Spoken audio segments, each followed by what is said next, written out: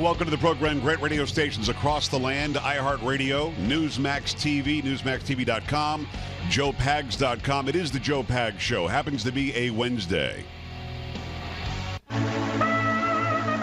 That, of course, is a hump day. We start the week in the bottom of the hill on a Monday morning. We get through Monday. We get through Tuesday. We get through Wednesday. After Wednesday, we head straight downhill to the weekend from here. Let's check in with our good friend, Fergie. Day. Day. Day. That's why she's saying it. Check it out. And we're checking it out. Glad to have you along for the ride. It is the Joe Pags Show. There's a lot to get to today. Lots to talk about. Carrie, how's it going? Everything good? Pretty good. How are you? Why do you say it like that? Sounds like there's an issue. Do I have to go and talk to somebody for you? I mean... No. Really? It's one of those. Wednesday. Yeah, it's one of those days. Listen, I've had about a week and a half of those days, so I completely understand. I can completely understand where you're coming from. We've got a lot going on today. There is nothing to update as far as my personal situation that so many of you have been so great at helping us out with. The investigation continues. The course of events as far as charges and whatever else, that continues. The healing as a family is just underway. And that's going to continue. And I got to tell you, I have seen that I have way more friends than I ever thought. So thank you to everybody. That's a good thing. Yeah. Having said that, one of my friends will be on the program, bottom of the hour. I heard about that. The Motor City Madman, Ted Nugent. Love Grenade is the song that we use as the opening. I think on television we don't use it yet, although I'm working on it. We want to make sure that we have the rights and the legalities and all that, and we'll make sure that we have that. On television, you'll hear that soon as well. Matter of fact, TV doesn't know this, but we're that close to having it. Having said all that, Ted has been a friend for a long time. We actually met. And when I say Ted Nugent, people are going, yeah, some guy named Ted Nugent down the road, right? No, this is the guy. This is the Motor City Madman. People call him other names, too. What's that? You said something, right? Don't know. No, that was not me. Sound like you squeaked or something. Try not to squeak when I'm talking. No, I'm just kidding. Do not squeak. But no, here's the guy. Cat Scratch Fever, Wango Tango, Fred Bear. I mean, this is the guy. And we met about 16 years ago. And I've told this story before. I was a television news anchor in Lansing, Jackson, Michigan. And we have so many Michigan stations now, 11 stations in Michigan. I bow to your greatness. Thank you so much. Texas, you need to catch up now. But we're growing and expanding. We're doing well. In fact, we're adding one in Maryland coming up. Oh, yeah. Very exciting. We're going to talk about that. Contract is in as to when that's going to start very soon. Having said that, Ted saw me on the news in Lansing. And we were doing some sort of a story about the start of deer hunting season. And we sent out a reporter, Jennifer, I think she went by Jennifer Grant, but her real name was Gremmels. Great lady. We really just loved her. She went out there and talked to Ted and his wife, Shemaine, and it was about hunting season starting, and he's this champion archer and all this, and he's certainly a hunting advocate, and he's a wildlife conservationist. Some would say conservationalist. I don't know. But he said, you tell that Parker, I went by Joe Parker of the day, you tell that Parker that we're kindred spirits.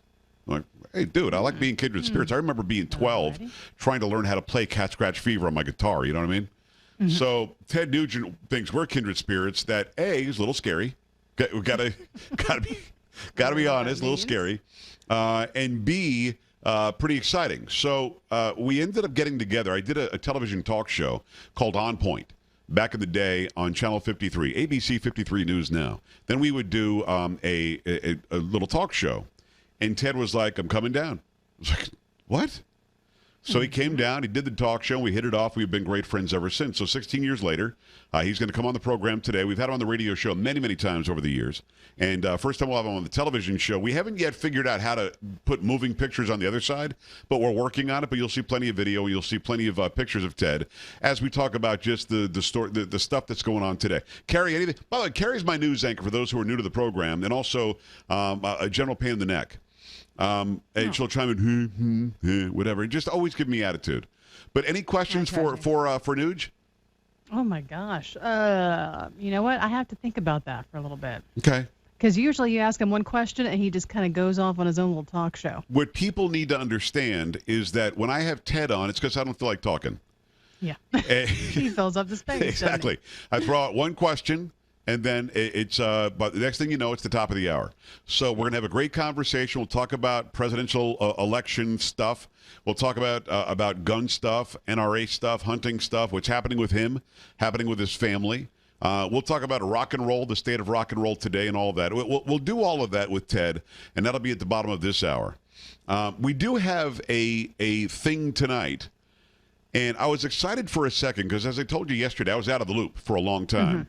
And I was excited for a second. I thought it was the first debate. That's not what's happening tonight.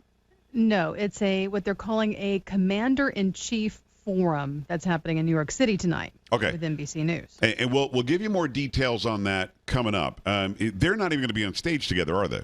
No, they're going to be separate. You'll give us the details on that as we continue. But before we do any of that, I have to bring you the, is it ironic story of the day or the hypocritical story of the day? Which one? What story are you The talking cake about? story. Oh, hypocritical maybe? Okay, hold on. It's a new segment we like to call Hypocritical Story of the Day. People on TV going, what's wrong with this guy? It's going to be good. I do have the button, by the way, to get that echo. If you can, give me this. This is from the Daily Mail, right? Yes, it is. Hold on just a second. Daily Mail, which is out of the UK, the United Kingdom. We don't say United Kingdom, we say UK, but because we don't have a lot of time, we actually abbreviate UK and we just say UK. So this is a story out of UK. Do you have it for me? Because people have to understand, this is the hypocritical story of the day. Go ahead. Yes. A young girl is furious after she was told by a baker she cannot have Trump 2016 written on her American flag birthday cake. What? And Mackenzie Gill from Plain Dealing in Louisiana visited a local shopping center on Monday afternoon with the hope of having the cake made for upcoming 18th Donald Trump-themed birthday party. Right. After being told the worker in the bakery department at Albertsons in Bossier City could not make it as requested, the teen vented on social media. Just left Albertsons, the woman behind the cake counter just refused to make me a birthday cake because I wanted Trump 2016 on it. Wow. Did that really just happen? The 17-year-old wrote on Facebook. And this thing has gone viral now. Oh, yeah, it has. The 17-year-old explained to KSLA she was holding the Trump-themed bash because the nominee is someone she really looks up to before offering some advice for the worker who rejected her request. It's your job. We're not really going for your opinion on what you think of the candidates. We were just wanting Trump 2016 on the cake, she told the station.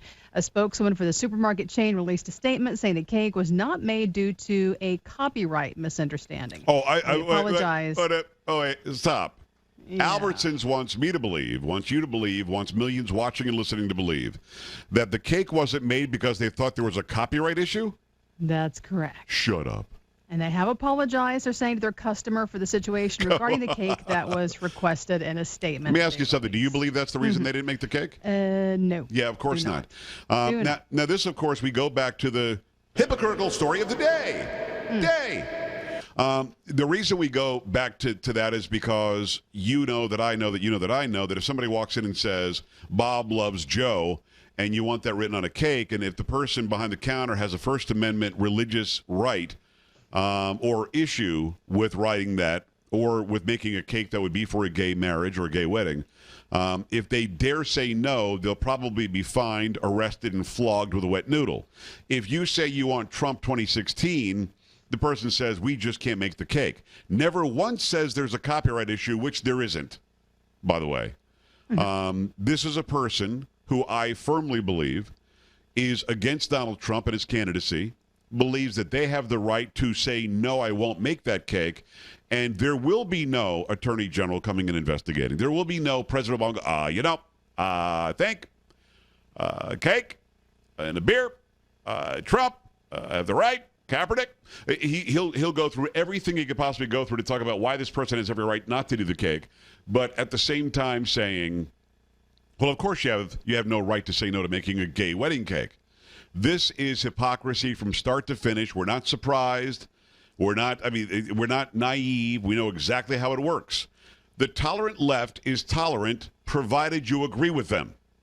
If you disagree with them, you're being intolerant. You're being offensive, you're being unaccepting, and you should be flogged with a wet noodle, or worse. I mean, I quite literally think that a lot of lefties in the United States of America would love to see people who disagree with them flown out of the country or maybe killed. That's really what I believe. But here is a pure and simple case of somebody, a worker, making a decision because of his or her own beliefs to not do it, yet somebody who has the same exact issue and a more firm issue because of their First Amendment religious rights, that person is fined $130,000 and their bakery is closed down. Love to hear from you on this. 1-800-383-9624, 1-800-383-9624, joepags.com. Coming right back.